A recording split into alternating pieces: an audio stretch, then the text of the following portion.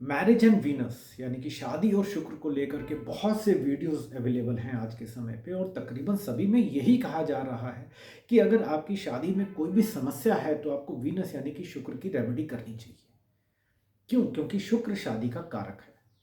तो कारक ग्रह को इतनी इंपॉर्टेंस दे दी गई है कि यूं ही लगने लगा है कि अगर आपकी कुंडली में वीनस स्ट्रांग है तो आपकी शादी बहुत बढ़िया रहने वाली है, लेकिन वहीं अगर आपकी कुंडली में वीनस वीक हो गया तो आपकी शादी पूरी तरीके से खराब या बर्बाद होगी।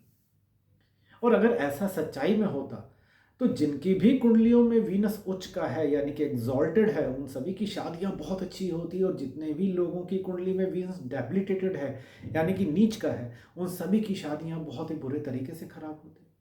बट ये सच्चाई तो नहीं है। तो आखिर अंतर कहाँ है? ज्योतिष शास्त्र के अनुसार शादी के लिए कुंडली का सेवंथ हाउस यानी कि सप्तम भाव बताया गया है। तो सेवंथ हाउस या सप्तम भाव वो भी उतना ही इंपॉर्टेंट है जितना कि कारक वीनस। उस भाव के अंदर बैठे हुए ग्रह भी उतने ही इंपॉर्टेंट हैं जितना कि कारक ग्रह वीनस।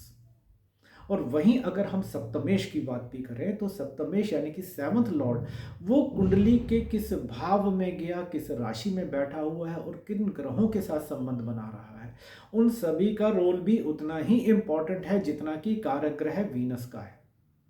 तो कलेक्टिवली ये तीनों factors, seventh house, seventh lord and the significator Venus, इन तीनों को एक साथ देख करके ही ये बताया जा सकता है कि शादी से रिलेटेड क्या समस्याएं इंसान फेस कर रहा है और ये समस्याएं उसको कितना परेशान करने वाली हैं। तो रेमेडीज भी इसी आधार के ऊपर ही कैलकुलेट होनी चाहिए।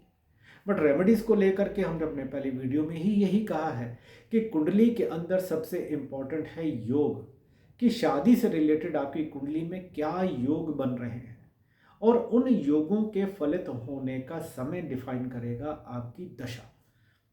तो सबसे इंपॉर्टेंट है योग और दशा। रेमेडीज का रोल जरूर है लेकिन इतना बड़ा नहीं कि आपको हर चीज के लिए रेमेडीज करनी जरूरी है।